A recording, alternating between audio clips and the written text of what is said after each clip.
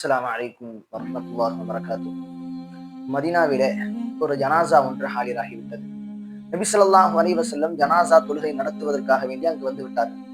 ஜனாசா தொழுகை நடத்துவதற்கு முன்னால் கேட்டார்கள், இந்த இறந்து விட்ட இந்த நபருக்கு வேறு ஏதேனும் கடன் இருக்கிறதா என்று கேட்டார்கள். சஹாபாக்கள் சொன்னார்கள், நாம் யா ரசூலல்லாஹ், இவருக்கு கடன் இருக்கிறது. உடனே நபி ஸல்லல்லாஹு அலைஹி வஸல்லம் சொன்னாங்க, ஸல்லு அலா ஸஹாபிக்கும், உங்களது தோழருக்கு நீங்களே தொழுகை நடத்திக் கொள்ளுங்கள் என்று சொல்லிவிட்டு கிளம்பி விட்டார்கள். உடனே ஒரு சஹாபி, யா ரசூலல்லாஹ், நான் கடனை நிறைவேற்றுகின்றேன், நீங்க தொழுகை நிறைவேற்றுங்கள் என்று சொன்ன உடனே நபி ஸல்லல்லாஹு அலைஹி வஸல்லம் தொழுகை நடத்தினார்கள். தொழுகை முடிந்து ஜனாசா அடக்கமானதற்கு பின்னால் நபி அந்த சஹாபியை பார்க்கும் பொழுதெல்லாம் கேட்பாங்க, நீங்க கடனை கொடுத்துட்டீங்களா, அவருடைய கடனை? யா ரசூலல்லாஹ், இப்ப கொடுக்குறேன், அப்ப கொடுக்குறேன். 2-3 தடவை இப்படி மீட்டி கேட்டதற்கு பின்னால் கடன் நிறைவேற்றப்பட்டு விட்டது. அதற்கு பின்னால் நபி ஸல்லல்லாஹு அலைஹி வஸல்லம் சொன்னாங்க, இப்பொழுதுதான் அவருக்கு மீது சுமத்தப்பட்ட அந்த சுமை இறக்கப்படுகிறது. கடன் இருக்கிறதே, அந்த கடனோடு ஒருவர் மரணித்தால் நபி ஸல்லல்லாஹு அலைஹி வஸல்லம் ஒரு ஹதீஸ் சொல்றாங்க, லவ் அன்ன ரஜுலுன், ஒரு மனிதர் குத்தில ஃபீ சபீலில்லாஹ், அல்லாஹ்வுடைய பாதையில் ஷஹீதாகிறார். சும்ம அஹ்யா, அவருக்கு திரும்பவும் உயிர் கொடுக்கப்படுகிறது.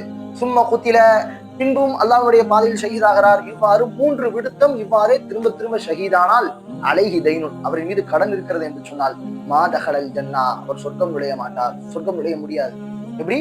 அல்லாஹ்வுடைய பாதையில் ஷஹீதாகுவதாகவே இருந்தாலும் அவர் பிறரிடத்தில் கடன் வாங்கி கொடுக்காமல் இருந்தால் அவர் சொர்க்கம் நுழைய. இந்த ஹதீஸ் நஸீல பதிவாகக்கூடிய ஒரு முக்கியமான ஒரு ஹதீஸ். எனவே நம்ம பார்க்கிறோம், நம்ம எவ்வளவு கடன் வாங்குறோம். அத்தியாவசியத்துக்கு கடன் வாங்குவது தவறில்லை, ஹலால் தான். ஆனா நமக்கு வாங்கக்கூடிய கடன் அத்தியாவசியமா இல்லது ஆசைக்காக வேண்டி வாங்குகிறோமா என்பதை பார்க்க வேண்டும். கிரெடிட் கார்டு, இன்னும் வீட்டுக்காக வேண்டி தேவைப்படக்கூடிய லோன், இன்னும் வண்டி வாங்கும் பொழுது நாம் கட்டக்கூடிய இஎம்ஐ, எல்லாம் வட்டி கடன். சாதாரண கடனுக்கு எப்படி என்றால், வட்டி என்றால் அல்லாஹு ஜல்ல ஷானஹு தஆலா இப்படிப்பட்ட பெரும் பாவத்திலிருந்து அல்லாஹ் நம் எல்லோரையும் பாதுகாப்பானாக.